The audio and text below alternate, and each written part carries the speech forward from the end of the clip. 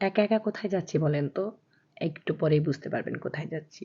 So আসসালামু আলাইকুম everyone, কেমন আছেন সবাই? আশা করি সবাই ভালো আছেন। আমিও ভালো আছি। এটা কিন্তু আমার iPhone 14 তখনকার ভিডিও। হায় আল্লাহ! এটার আরো ৪ রমজান, হ্যাঁ ৪ রমজানে আমি যাচ্ছি চুল রিবন্ডিং করতে। আমি প্রত্যেকটা বছর রোজায় চুল রিবন্ডিং করি। আমার কোঁকড়া চুল ভালো লাগে না। আমার কিন্তু অতও কোঁকড়া না।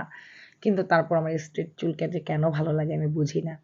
মানে ইদানিং আরো বেশি হয়েছে জানি। আমার বাচ্চা-কাচ্চা হওয়ার পরে মনে হয় কি আমার কোঁকড়া চুল আঁচড়াইতে গেলে মনে হয় সব কেচি দিয়ে কাইটা ফেলাই। মানে ১ বছর হওয়ার পরে চুলটা যে সামনে একটু ভাইঙা আসে, সেটা যে বিশ্রী লাগে সেটা দেখার মতো না। আর যাইতে, যাইতে আমার একটা চোখ পড়ছে দেখেন। এই ভিডিওগুলো আমি দেখতে, দেখতে YouTube এ, Facebook এ, TikTok এ অবস্থা কাহিল হয়ে গেছে। মতিঝিল এই প্রত্যেক শুক্রবার এই মেলাটা বসে। এই ভিডিও আমি প্রতিদিন দেখছি কিন্তু সেদিন আমার চোখে দেখা মানে ১ম চোখে দেখা বাস্তবে।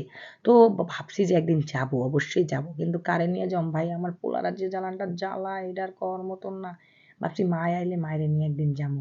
তো চলে আসছি জেসিকা বিউটি পার্লারে। আর আইসাই আমার চুলটা ফার্স্টে ওয়াশ করে দিল আপুরা। সুন্দর যত্ন করে। আমার তারা চিনে কারণ আমি প্রত্যেক বছর ২০১৪ সাল থেকে জেসিকা বিউটি পার্লারে চুল রিবন্ডিং করি এবং কালার করি। হ্যাঁ, মাঝে, মাঝে আমি অন্য পার্লারেও যাই যেহেতু আমার বাসা হলো বনশ্রী আর ওটা হলো পুরান ঢাকা ওয়ারি। আমি যখন ওয়ারি থাকতাম তখন তাদের সেলুনে সবসময় যাইতাম। এখন আমি চলে আসছি হলো আপনার দক্ষিণ বনশ্রী। এখন আমি মাঝে, মাঝে যাই হলো মাঝে, মাঝে না প্রতি মাসে যাওয়া পরে এখন যাই কাকলি সুলতানা বিউটি পার্লারে এনজে সাজঘর যেটা বনশ্রী আ ফরাজি হসপিটালের অপোজিটে।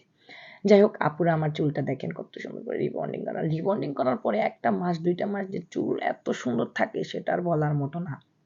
আর আমারটা পুরো ৬-৭ মাসই সুন্দর থাকে। কারণ আমি অনেক যত্ন করি, অনেক টেক কেয়ার করি। এত কিছুর মাঝখানে আমি নিজেকে মানে সুন্দর করে যত্ন করে রাখি, পার্লারে যাই।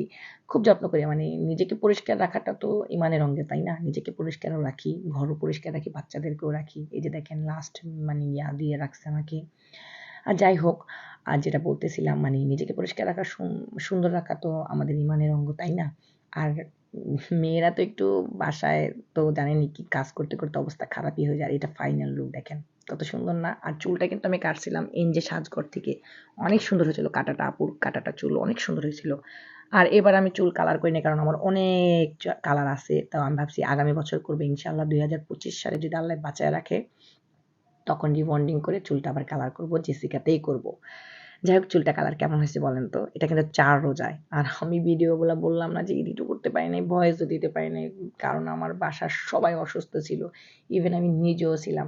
আর চুল রিবন্ডিং করে একা একাই চলে যাচ্ছি বাসায়। আর আমি একাই গেছিলাম। আর সেদিনকে আমার হাসব্যান্ডকে আমি অফ ডে নিছিলাম। শুক্রবার অফ ডে নেওয়াই ছিলাম। আর আমার হাসব্যান্ড বাচ্চাদের যে কিভাবে টেক কেয়ার করছিল, গোসল করাইছে, খাওয়াইছে, নিজে, নিজে ঘুম পাড়াইছে। ২ টা বাচ্চারে মানে মাশাআল্লাহ সব পারে। আসার সময়ও সেই মেলাটা দেখলাম। দেখে চোখটা জুড়াইলাম। আর এই যে দেখেন আমি ইফতারও কিনে নিয়ে আসছিলাম। আপনাদেরকে দেখাই নাই, মনে ছিল না। যাই হোক বাসায় গিয়ে ইফতার করব। হাসব্যান্ডের সাথে আবার সন্ধ্যার দিকে বের হব মার্কেটে। তো সবাই ভালো থাকবেন, সুস্থ থাকবেন, আমাদের জন্য দোয়া করবেন। আসসালামু আলাইকুম।